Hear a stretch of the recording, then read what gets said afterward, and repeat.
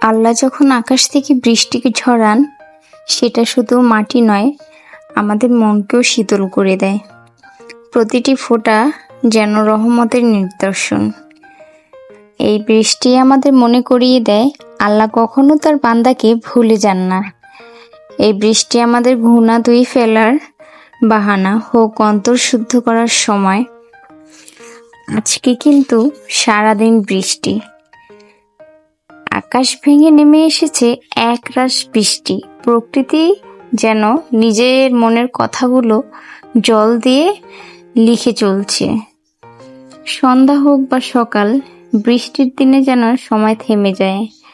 আর বৃষ্টি নামলে যে কোনো মানুষ একটুর জন্য হলেও থেমে যাবে। আমি চুপচাপ বসে থাকি জানালার পাশে, বৃষ্টির টুপটাপ শব্দে নিজের ভেতরের কথাগুলো শোনার চেষ্টা করি। বৃষ্টি মানেই শুধু ভেজা মাটি, ভিজে রাস্তা, তা কিন্তু নয়। বৃষ্টি মানে নতুন করে শুরু করার সুযোগ। যেমন করে আকাশ নিজেকে ধুয়ে মুছে নেয়, তেমনি আমরাও কিন্তু পারি ভুলগুলো পেছনে ফেলে নতুন করে বাঁচতে। আর বৃষ্টি প্রতিটি ফোঁটা যেন বলে যায়, থেমে যেও না, তোমার ভিতরে আছে এগিয়ে যাওয়ার শক্তি।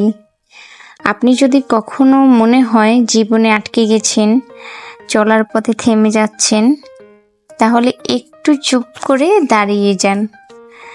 বৃষ্টির সময় মনে হবে যেন বৃষ্টির প্রতিটি ফোঁটা আপনাকে বলছে, তুমি একা নও, তোমার পাশে তোমার সৃষ্টিকর্তা আছে, তুমি তাকে স্মরণ করো।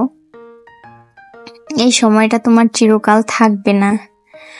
আকাশ যেমন ভেঙে পড়ে আবার হাসে রোদের ছায়ায়, তেমনি তুমিও পারবে ঘুরে দাঁড়াতে, হাসতে, নতুন করে স্বপ্ন দেখতে। আর এই বৃষ্টি হোক আমাদের জীবনের নতুন পাতার শুরু গল্প।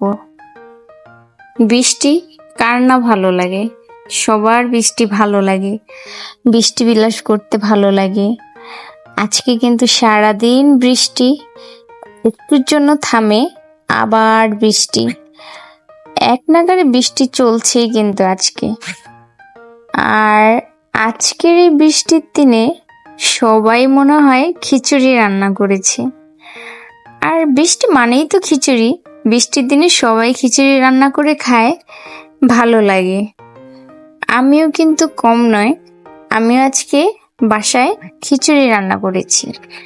আজকে আমি রান্না করেছি গরুর মাংস দিয়ে, ঘরে থাকা যে চাল, ভাতের চাল, ওইটা দিয়ে রান্না করেছি খিচুড়ি। খুবই অথেন্টিক একটা খিচুড়ি রান্না হয়েছে। বিয়ে বাড়িতে যেরকম একটা খিচুড়ি রান্না হয় সকালবেলা, ওই খিচুড়িটার মতো আজকে আমার খিচুড়িটা হয়েছে। একেবারে ঝরঝরেও না, আবার একেবারে ভিজাও না, মাখা মাখা টাইপের একটা খিচুড়ি হয়েছে। খেতে খুবই মজা লাগছে। আর হাজবেন্ড বাসায় নেই, তাই আমি অল্প পরিমাণে রান্না করেছি, যেন আমি আমার বাচ্চা এই বেলা পার করতে পারি। আর হাজবেন্ড বাসায় না থাকলে আমি এরকমই ফাঁকিবাজি রান্না করি।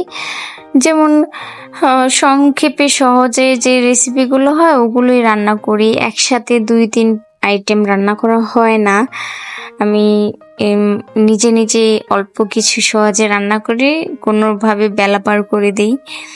সে থাকলে এটা সম্ভব না, কারণ তার জন্য তখন তার পছন্দের খাবারগুলো রান্না করতে হয়। আর শুধু 1-2টা আইটেমে হয় না, 3-4 আইটেম লাগে তার। সেগুলো যেটা যেটা পছন্দ করে আমি ওই টাইপের খাবারগুলো বানানোর চেষ্টা করি। আর সে খুবই স্বাস্থ্য সচেতন, আমার মতো নয়। আমি কিন্তু যখন যা পাই তাই খাই, তবে ভালো খাবার, যেমন বাসায় যে খাবারগুলো হয় না, স্বাস্থ্যবান খাবার, হেলদি ফুড যেগুলো, ওগুলো আমার রুচিতে ধরে না বেশি একটা। আমি সবসময় বাইরের ফাস্ট ফুড, চিপস, বার্গার টার্গার, মানে বাইরে যা কিছু আছে ওগুলো খাইতে পছন্দ করি, কিন্তু আমার হাজবেন্ডের পুরাটাই ব্যতিক্রম।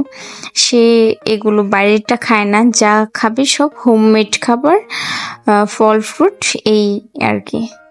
কিন্তু আমার আবার ওগুলো না ভাই, আমাকে বাইরের যত খাবার আছে ওগুলো টেস্ট করাইতে হবে, ওগুলো আমি খাইতে চাই, ওগুলো ভালো লাগে।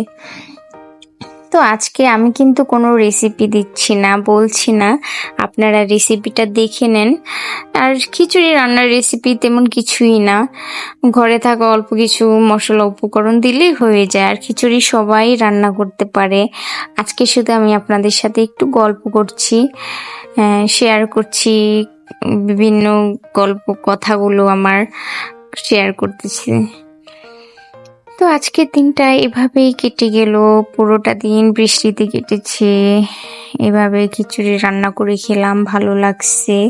আজকে কথার মাঝে যদি কোনো ভুল থাকে তাহলে প্লিজ ক্ষমা করবেন, আর অবশ্যই আমার পেজটিকে সাবস্ক্রাইব করে পাশে থাকবেন। ধন্যবাদ আপনাদের।